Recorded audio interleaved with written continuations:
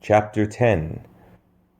Colors are but a distraction from the reality of the figures they are embedded on, a necessary distraction that allows us to see the wonder of separation. All matter is built from tiny subatomic particles in space and time, giving everything a basic building block and common ground. As the particles that act as the metaphoric stone and mortar differ from each other, so do the colors of the end product, reminding us that there are individual components of the universal one.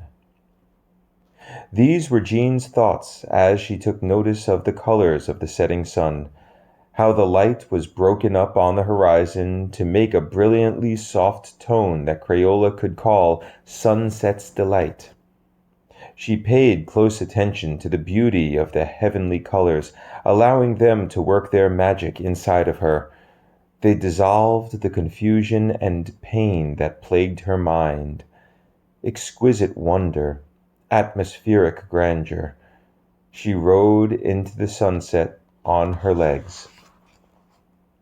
She walked the 2.5 miles into the main strip of town, pulling her coat in closer to her as the sky darkened and the chill set itself in the air with the help of the wind. She walked to the tavern called the Safe Haven that was owned and run by her brother-in-law. She opened the outer door and felt the warmth from within. She opened the inner door and was greeted by the sounds of 30 or so people talking in a unified hum of chaotic conversation. The jukebox spun a CD at speeds that allowed the laser to decode the digital music and produce the time-hardened, happy voice of the blues travelers. The harp-blowing lead singer began a speed rap, which could rival some great vocal artists, but which wouldn't last even one round in the ring with Scatman John, both of whom are mere subjects to the king, Daddy Freddy. 507 syllables in 60 seconds had earned DF his place in the Guinness Book of World Records.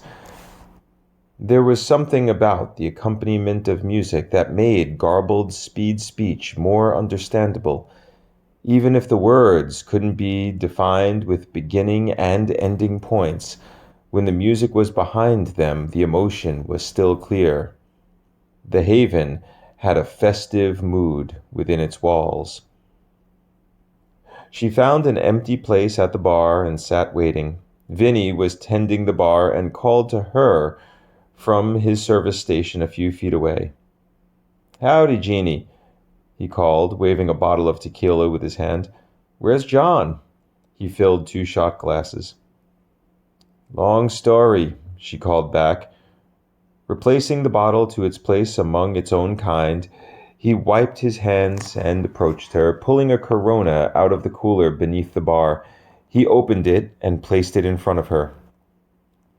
"He's my brother. I can understand." "Yeah, well..." She let that word hang as she ran her thumb down the length of the neck, wiping away the perspiration from the sweating glass. Vinny sighed.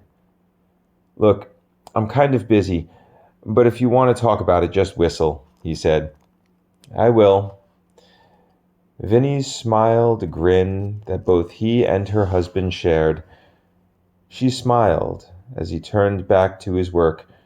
She turned her attention to the beer, allowing herself to pay close attention to the color.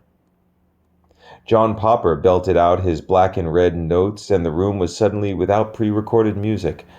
Only the orchestra of voices filled the room. After a moment of solitude, Jean heard a voice from her left. "Hello there, little lady." She turned her head and saw an older gentleman seating himself next to her. Dressed in a black suit with gold cufflinks, he had short, thin black hair that decorated the top of his head. A streak of gray added some unpredictability to his right side. "Mind if I join you?" he inquired. "Feel free, but I have to warn you, I'm not all for conversation right now, and I'm happily married. How happily married can you be, sitting here, sans hubby, drinking alone? Happy enough. She tugged at her beer. Absence makes the heart grow stronger. Say it with a little more conviction, and you might begin to believe it.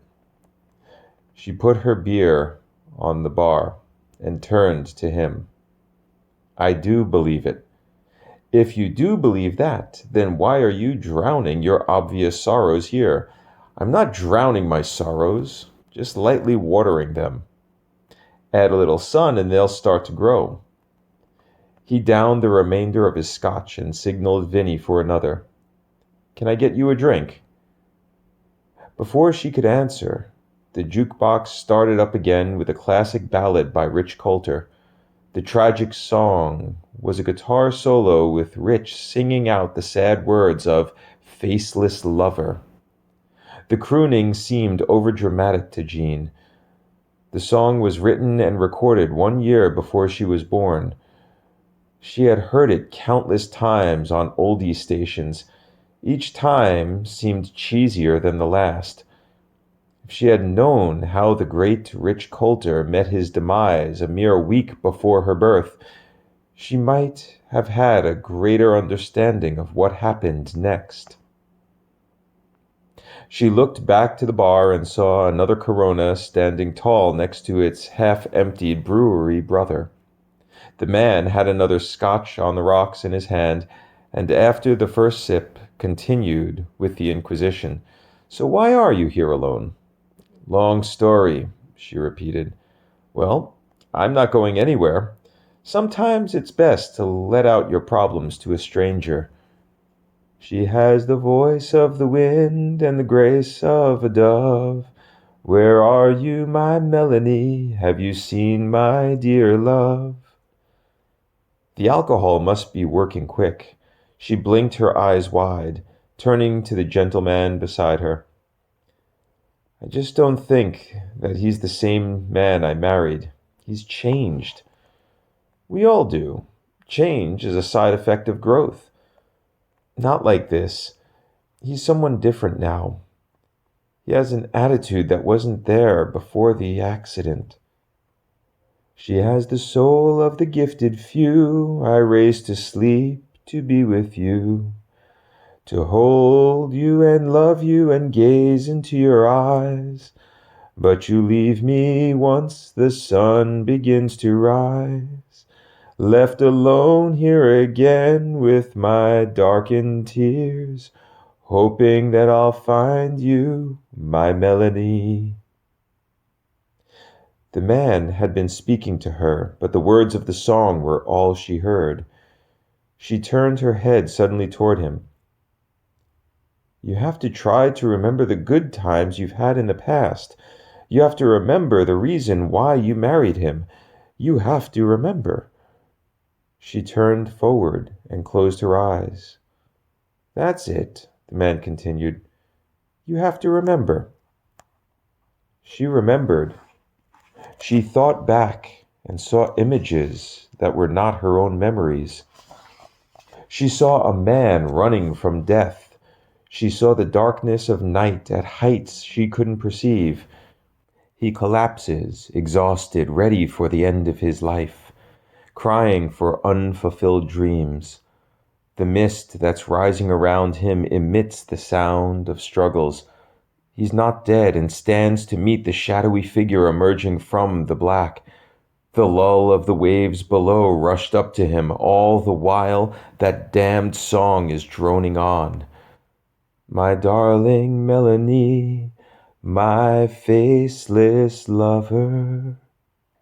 The song came to an end and she opened her eyes, dazed by what she had just seen.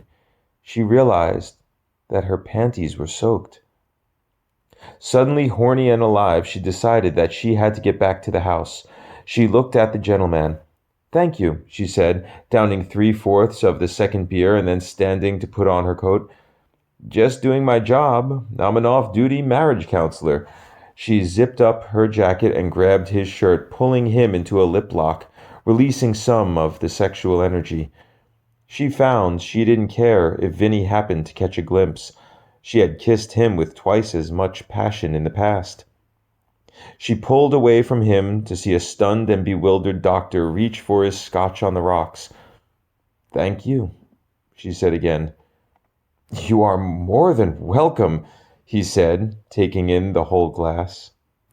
She pushed open the doors and headed out into the stinging cold air of the early evening.